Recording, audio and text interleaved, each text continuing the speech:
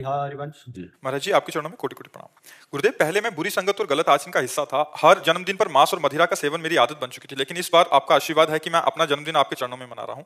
ऐसा पहली बार हुआ है। गुरुदेव, इस शरीर को जिम ट्रेनर की सेवा प्राप्त है। मैं आपके माध्यम से युवाओं को एक संदेश देना चाहता हूँ कि आजकल जिम और फिटनेस का क्रेज बढ़ता जा रहा है। नए युवक जाते हैं जिम आदि में, लेकिन उनके साथ युवा कई ऐसी गलतियां कर रहे हैं जो उनके शरीर और मन दोनों को नुकसान पहुंचा रही है। महाराज जी, कहना चाह रहे हैं कि तो ये कह रहे हैं कि स्टेरॉइड और बहुत सारी ऐसे इंजेक्शंस हैं जिससे जल्दी, तो इससे उनके मानसिक संतुलन बिगड़ता है। अभी तो दिख रहा है, बट बाद में बहुत ज्यादा और क्रोध और आक्रामकता उनमें बढ़ती जाती है। महाराज जी, देखो, स्वाभाविक जो बल वृद्धि है, आपको बताएं, हम जब बचपन में थे तो हमारे बुजुर्ग ने हमको सिखाया था, बांध लंगोटा बचा के इंद्री कभी न देखा पर नारी, और धर्म के टुकड़े खाकर भैया चढ़ी बदन पे तैयारी।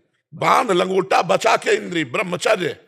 अगर आपको वास्तविक बलवान बनना है तो ब्रह्मचर्य और स्वाभाविक दंड बैठक और व्यायाम के द्वारा जो ताकत बढ़ती जाती है वो स्थायी होती है। गाय बांधो और गाय का शुद्ध दूध पियो और दंड बैठक मारो और लंगोटे के पक्के रहो, बलवान बन जाओगे। शरीर बना के दिखावा केवल कर सकते हो, तुमने ताकत नहीं होगी, आत्मबल नहीं होगा। पहले नहीं होता था, गांव में 10-20 पहलवान होते थे मठा पी के, नहीं। वैसे हम सबसे कहते हैं कि बाहरी चीजों से शरीर को फुलाना या बढ़ाना ये कोई पहलवानी नहीं है। अच्छा, खूब विचार करते हो, हस्तमैथुन करते हो, गंदी बातें करते हो, उससे थोड़ी हो जाएगा। ब्रह्मचर्य से रहो, नमक रोटी खाओ। और ये हम तुमने देखा है ऐसा पहलवान, और ऐसे को गद्दा की तरह उठा के पटक दिया, क्योंकि ब्रह्मचारी है और नियमनिष्ठ है। हम जानते थे वो सदवई में था। अब तुम लोग तो नई अवस्था के, हरशंकर बाबा का नाम नहीं सुना होगा, अयोध्या के हरशंकर बाबा, कोड़नी है हमारे जन्मभूमि के पास। वहां दंगल देखने गए थे जब बच्चा थे, तो जो हरशंकर बाबा गए तो ऊपर चद्दर ऐसे उड़े हुए थे। उस समय 50,000 रुपया बाबा के ऊपर इनाम लगा गए, तो 4-5 चढ़ गए हाथ मिलाने के।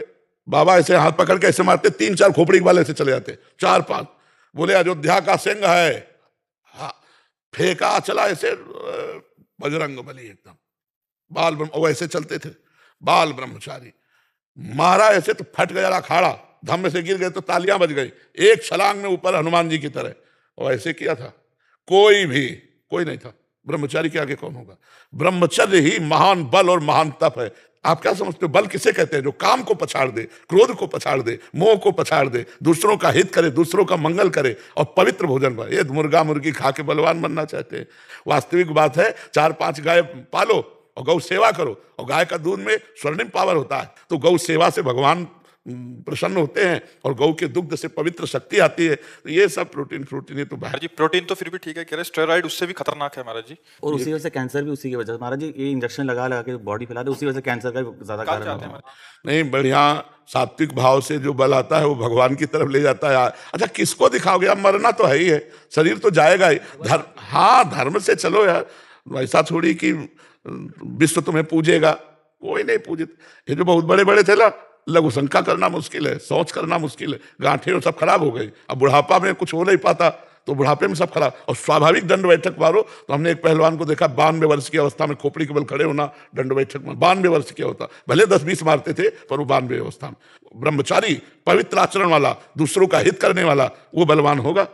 बल तो भगवत बल प्रदत्त